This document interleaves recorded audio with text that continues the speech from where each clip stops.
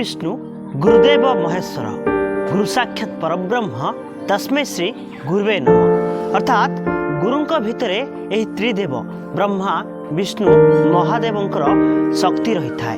गुरु भाग्य विदाता। तेरे मु कहीं श्लोकटी पढ़िली कहीं गुरु कथा कहूँ आपण मैंने यह भावुवे तेरे जानापी यही रिपोर्ट उपरे थोड़े नजर पकातु। कुआजाए गुरु जीवनर अंधकार को दूर कर आलोकित करिथाए। हाथ धरी शिक्षार मार्गरे बाट चलेबा सहित भविष्य को सुंदर कर गढ़ी तोली थाए। सेथिपाई तो गुरु शिक्षार असरंती भंडार। तेबे आजिका समय एमिति जणे गुरु जे दुई जण अनाथ पिलांको पई भगवान साजिछंती। तांको भविष्य को गढ़ी तोलिबा पई कोळई नै सारा राज्य रे चर्चा अछंती। केन्द्रापड़ा जिल्लार महाकालपड़ा निर्वाचन मंडली अंतर्गत कुहुड़ी पंचायत नरेंद्रपुर ग्रामर त्रिलोचन सेठी और नमिता सेठी दुई पुओ आशीष और देवाशीष जीवन जंत्रणार पीड़ारे छटपट होई आग पछ कर बापा माँ चलीगले। हेले सबुदिन पाई अनाथ होईगले दुई भाई। एपटे बड़ बापा दिन मजूरिया दिन को 400 टंका आनिले घर चले। ए दुई भाई को पाठ पढ़ेबे बा केमिति? एभली स्थिति रे गणमाध्यम रे खबर प्रसारण करागला एवं एही खबरटी कलिंग आवासिक विद्यालय चेयरमैन मनोज प्रधान देखिले। देखु देखु संगे संगे आशीष देवाशीष को घरे पहुंची तांको पाठपढ़ार दायित्व नेबार प्रतिश्रुति बड़ बापा देले। बड़ बापा मध्य राजी हेले। आज निज विद्यालय स्टाफ मानक सहित पहुंची बापा माँ छेउंड आशीष देवाशीष को भव्य स्वागत करी निज विद्यालय को आनिछंती। एने गाँ लोकंक ठारू आरंभ करी जिला प्रशासन समस्ते खुशी अछंती एवं मनोज सार को एभली पदक्षेप पई धन्यवाद जणाइछंती। मो ना अशोक सेठी महाकालपड़ा निर्वाचन कुहुड़ी पंचायत नरेंद्रपुर आम घर। तांको बापा चली जाते आगे पछे माँ चलीगले। माँ चलीगले कहीं ना जेहेतु मुझे बड़ापा दायित्व नहीं। मुझे दिन मजूरिया टंका 400 रोजगार हुए। मोर भी परिवार अच्छा जेहेतु बापा माँ मरी जाती से मो पाखे आश्रय नहीं फल देखा पड़ुची। कलिंग आवास विद्यालय मनोज सार पाखे मो स्वेच्छार पिला छाड़ू जेहेतु संबल ना पाठ पढ़ाई छाड़ुची। आवासिक विद्यालय मनोज सार पिला दुईटी मोर पाठ पढ़े भल मनीष कर प्रतिश्रुति देती। देहपा खराब हेले मुझे जाई सुविधा असुविधा सीटी मुंड देखी सार भी अच्छा सुविधा असुविधा देखिए खबर देवे भल मंद हेले आम जा बुझू भल मुझे जेहेतु बड़ापा खबर जा बुझी भल मंद हेले और जदि सरकार हस्तक्षेप करते मुझे बड़ापा हिसाब से मुंड देखी इच्छा छाड़ी। इठी से मागणार पिला पाठ पढ़े भल मनीष हे। मनोज सार भल व्यक्तित्व भल स्कूल परिवेश भल मुझे बुले देखी आसती।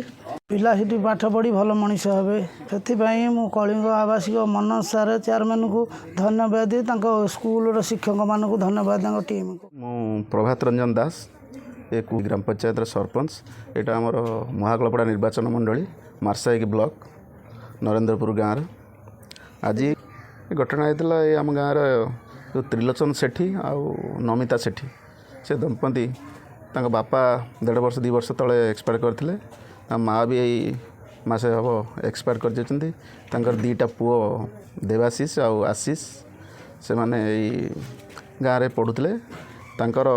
तो बापा माँ उभय चलीगले अनाथ पिला 2 जन। दायित्व बर्तमान जो बड़ बापा अशोक सेठी जी से संपूर्ण भाव नौ। से भी स्वच्छल वर्ग लोक नुह दिन मजूरिया लोक। से जहाँ मूल मजूर लगी जहाँ जमबाड़ी भी ना जहाँ मूल मजूर लगी परिवार भी परिवार अच्छी। ये पिला 2टा को सेमती आकोमोडेट कर तेणु पढ़ाई संबल ना गोटे बड़ खुशी कथा। आम जो कलिंग आवासिक विद्यालय जी अच्छा आम चेयरपर्सन मनोज सार से जो बाधान्यतार हाथ बढ़ाई पिला 2टा प्रति आमपाई भी बड़ खुशी कथा। जहाँ बेसारा पिला 2टा जो सहारा देती जो कॉलेजर आसुच्च स्कूलर प्रिंसिपल निशिकांत सार अन्य समस्ते सार माने मैडम मैंने आसछंती से मो तरफ तथा विशेषकर आम गाँ तरफ धन्यवाद देवी एवं अनुष्ठान दीर्घ जीवन कामना करी उज्जवल भविष्य अनुष्ठान कामना करी जहाँ गोटे बड़ बाधान्य काम करा। तो आम आम खुशी गार्डियन जी अच्छा माँ जेजेमा से समस्ते खुशी छाड़ुंट निज मतरे छाड़ुंट केवल स्कूल मान से बाधान्यता आसछंती ये पिला 2टा भविष्य तैयारी करने तेणु एम खुशी छाड़ुंट कि असुविधा से अनुष्ठान के दायी करेंगे। ଆଜ୍ଞା ଅନ୍ତର୍ଜୟ ପଲାଇ ନରେନ୍ଦ୍ରପୁର ମୁଁ ଏଇ ଗାଁରେ ବି ତୁଳସୀ ସଂସ୍କୃତ ବିଦ୍ୟାଳୟର ସହକାରୀ ଶିକ୍ଷକ। ଏଇ ଦେଖିବି କ'ଣ ମୁଁ ତ ଜାଣିଛି ମନୋଜ ସାର୍ ଯିଏକି ଆମେ ଚିକୁ ସାର୍ ବୋଲି ତାଙ୍କୁ ଜାଣିଛୁ। ମୋ ପୁଅ ବି ସେଠି ପଢ଼ୁଥିଲା। ଯାହା ଗୋଟେ ଶୁଣିକି ମୁଁ ଖୁସି ଅଛି। ସାର୍ ଆସିଥିଲେ ତାଙ୍କର ଶୁଦ୍ଧିକ୍ରିୟା ପାଇଁ ତାଙ୍କୁ ମଧ୍ୟ 10,000 ଟଙ୍କା ଦେଇଛନ୍ତି। ମୁଁ ବି ଯେଉଁ ମଝିରେ ଆସିଥିଲେ ସେଥିରେ ବି ଏଠି ଉପସ୍ଥିତ ଥିଲି। ଇଏ ଗୋଟେ ଅତି ମାନେ ଜନହିତକର କାର୍ଯ୍ୟ। ମୁଁ ବି ସାର୍ଙ୍କ ବିଷୟରେ ଜାଣିଛି ଛୋଟ ହେଲେ ମଧ୍ୟ ସେ ବହୁତ କାର୍ଯ୍ୟ ହାତକୁ ନେଇଛନ୍ତି ଏବଂ ତାଙ୍କର ଯେଉଁ ସ୍ପୋର୍ଟସ୍ ବିଭିନ୍ନ ପ୍ରକାର କାର୍ଯ୍ୟକ୍ରମ ମୁଁ ମଧ୍ୟ ଭାଗ ନେଇଛି ଦେଖିଛି। ଅତ୍ୟନ୍ତ ଚିତ୍ତାକର୍ଷକ ଏବଂ ଭାବଭୟମୟ ପରିବେଶ। ପିଲାମାନେ ଗଲେ ମାନେ ଆଗେ ପ୍ରଥମେ ଜୟ ଜଗନ୍ନାଥ କହିବେ ପ୍ରତ୍ୟେକ ପିଲା ଏବଂ ପୁରା ଶାନ୍ତ ପରିବେଶ। এই দুইজন ଯେଉଁ ପିଲା ପାଠ ପଢ଼ିବେ ଆଜ୍ଞା ତାଙ୍କ ପରିବେଶ କେମିତି ଗଢ଼ି ତୋଳିବ, ତାଙ୍କ ଭବିଷ୍ୟତ କେମିତି ଗଢ଼ି ତୋଳିବ? ନାଇଁ ଯେଉଁ ଇଏ ଦୁଇ ଜଣ ଅଛନ୍ତି ସେ ଆଶିଷ ଆମ ପାଖରେ ପଢ଼ୁଥିଲା ଆଉ ଦେବାଶିଷ ଆମର ଗୋପବନ୍ଧୁ ଏମିରେ ସେ ପଢ଼ୁଥିଲା। ଆମେ ତ ଗାଁ ଦୃଷ୍ଟିରୁ ଆମେ ସାର୍ଙ୍କୁ ଅନୁରୋଧ ରଖିବୁ ଏବଂ ସେ କେମିତି ସେ ଦୁଇଟା ପିଲାଙ୍କୁ ଭଲକରି ପାଠ ପଢ଼ାଇବେ, ସେ ମଣିଷ ହେବେ। ସେ ପିଲାମାନେ କହିଛନ୍ତି, ଜଣେ ବି ବଡ଼ କହିଛି ମୁଁ ଏୟାରଫୋର୍ସରେ ଯିବି, ଆଉ ଜଣେ ସାନ କହିଛି ମୁଁ ଜଣେ ଶିକ୍ଷକ ହେବି। ଆମେ ମଧ୍ୟ ସେଇ କଥାକୁ ଆମେ ସାର୍ଙ୍କ ପାଖରେ ଅନୁରୋଧ ରଖୁଛୁ, ସାର୍ ତାଙ୍କର କେୟାର ନିଅନ୍ତୁ ଏବଂ ସେ ଯାହା ବି କହିଛନ୍ତି ତାଙ୍କ କଥା ରହୁ। ଆମେ ମଧ୍ୟ ଗାଁ ତରଫରୁ ମୁଁ କୃତଜ୍ଞତା ଜଣାଉଛି ଏବଂ ସେ ଦୁଇ ଜଣ ଭଲ ମଣିଷ ହୋଇ ବାହାରନ୍ତୁ। ଏହା ଆମ ଗ୍ରାମର, ଆମ ଏଇ ଯେଉଁ କୁହୁଡ଼ି ପଞ୍ଚାୟତର ମହାକାପଡ଼ା ଆମ ନିର୍ବାଚନ ମଣ୍ଡଳୀର ଇଏ ଗୋଟେ ସ୍ୱତନ୍ତ୍ର ଇତିହାସ ରହିବ। ପ୍ରଧାନ ଚେୟାରମ୍ୟାନ୍ କଳିଙ୍ଗ ଆବାସିକ ବିଦ୍ୟାଳୟ। ନାଇଁ ଆମର ସୋସିଆଲ ମିଡ଼ିଆରେ ଆମେ ଯେତେବେଳେ ପାଇଲୁ ବା ନ୍ୟୁଜ୍ରେ ଯେତେବେଳେ ପ୍ରକାଶ ପାଇଥିଲା ଯେ ଯେଉଁ ଆଶିଷ ସେଠୀ ଆଉ ଦେବାଶିଷ ସେଠୀ ଦୁଇ ପିଲାଙ୍କର ବାପାଙ୍କର ଆଗରୁ ଦେହାନ୍ତ ହୋଇଥିଲା।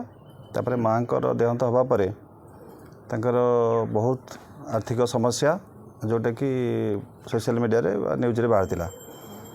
ତାପରେ ମୁଁ ନ୍ୟୁଜ୍ ଦେଖିଲା ପରେ ତାଙ୍କୁ ଶୁଦ୍ଧିକ୍ରିୟାରେ ଆସି ପହଞ୍ଚିକି ତାଙ୍କୁ ମଧ୍ୟ କିଛି ଆର୍ଥିକ ସାହାଯ୍ୟ ସେତେବେଳେ କରାଯାଇଥିଲା। ଆଉ ଯେହେତୁ ସେମାନଙ୍କର ପଛରେ ତାଙ୍କର ଯେଉଁ ବଡ଼ବାପା ଅଛନ୍ତି ସେ ଯେହେତୁ ଜଣେ ଦିନ ମଜୁରିଆ, ତାଙ୍କର ଆର୍ଥିକ ସ୍ଥିତି ଠିକ୍ ନାହିଁ, ତେଣୁ ଦୁଇଟା ଛୁଆଙ୍କୁ ମଣିଷ କରିବା ବଡ଼ କଷ୍ଟ। ତେଣୁ କହିବାକୁ ଗଲେ ବି ପୁରା ଅନାଥ। ତେଣୁ ସେଥିପାଇଁ ଆମ କଳିଙ୍ଗ ଆବାସିକ ବିଦ୍ୟାଳୟ ତରଫରୁ ବା ଆମ ଶିକ୍ଷକ ଶିକ୍ଷୟିତ୍ରୀମାନେ ସମସ୍ତେ ଆମେ ବା କମିଟି ଆମର ସମସ୍ତେ ସ୍ଥିର କଲୁ ଏ ଦୁଇ ଜଣ ପିଲାଙ୍କୁ ଆମେ ସମ୍ପୂର୍ଣ୍ଣ ମାଗଣା ପାଠ ପଢ଼ାଇବୁ, ହଷ୍ଟେଲରେ ରଖିବୁ, ଖାଇବା ପିଇବା ଡ୍ରେସ୍ ବହିପତ୍ର ସମସ୍ତ ଆମେ ସୁବିଧା ପୁରା ଯୋଗାଇ ଦେବୁ। ସେଇଥିପାଇଁ ଆମେ ଆଜି ଆସିଥିଲୁ। ଆଉ ହଁ, ସରପଞ୍ଚକୁ ବହୁତ ବହୁତ ଧନ୍ୟବାଦ ଦେବି। ସେ ତାଙ୍କ ହୃଦୟରୁ ଯେତିକି ଆମକୁ ସାହାଯ୍ୟ ବା ସହଯୋଗର ହାତ ବଢ଼ାଇଛନ୍ତି ବା ଆମକୁ ଯେଉଁ ଉତ୍ସାହିତ କରୁଛନ୍ତି, ଆଉ ସିଏ ବି ନିଜ ମନ ଭିତରୁ ଚାହୁଁଛନ୍ତି ଯେ ଛୁଆ ଦୁଇଟା କେମିତି ମଣିଷ ହୁଅନ୍ତୁ। ଆଉ ତାଙ୍କର ଭାବନା, ତାଙ୍କର ଏଇ ପରିବାର ପ୍ରତି ଯେଉଁ ଭଲ ପାଇବା ମୁଁ ଦେଖିକି ବା ଏ ଅଞ୍ଚଳ ପ୍ରତି ଭଲ ପାଇବା ଦେଖିକି ମୁଁ ତାଙ୍କୁ ବହୁତ ଧନ୍ୟବାଦ ଦେଉଛି। ତାଙ୍କର ସପୋର୍ଟ ବହୁତ ରହିଛି। ହଁ, ଗ୍ରାମବାସୀଙ୍କ ସପୋର୍ଟ ରହିଛି। ପୂର୍ବଥରକୁ ମଧ୍ୟ ସରପଞ୍ଚ ଆସି ନିଜେ ବସିଥିଲେ ଆମ ସହିତ ଆଲୋଚନା କରିକି ଯାଇଥିଲୁ ଏ ପିଲାଙ୍କୁ ନେବା ବିଷୟରେ। ଆଜି ମଧ୍ୟ ଆସିକି ପୁରା 2 ଘଣ୍ଟା ହେଲାଣି ଆମ ସହିତ ଅଛନ୍ତି। ଆଉ ତାଙ୍କର ଗ୍ରାମବାସୀଙ୍କୁ ବି ବହୁତ ବହୁତ ଧନ୍ୟବାଦ ଦେବି। ଏଇ 2 ଘଣ୍ଟା ହେଲାଣି ତାଙ୍କ ଗାଁର ମାଆ ମାନେ ଆଉ ତାଙ୍କ ଗାଁର ସବୁ ମୁରବୀମାନେ ଏମାନେ ସମସ୍ତେ ଆମ ସହିତ ଏଠି ଅଛନ୍ତି। ଆଉ ସିଏ ବି ସବୁ ସପୋର୍ଟ ଦେଇଛନ୍ତି, ପିଲା ଦୁଇଟାକୁ ଆପଣ ପାଠ ପଢ଼ାନ୍ତୁ, ସୁବିଧା ଅସୁବିଧାରେ ଆମେ ଯାଇକି ସ୍କୁଲରେ ନିଶ୍ଚିତ ପହଞ୍ଚିବୁ। ଆଉ ଯାହା ସମ୍ଭବ ଆମେ ଆପଣଙ୍କ ପଛରେ ଛିଡ଼ା ହେବୁ।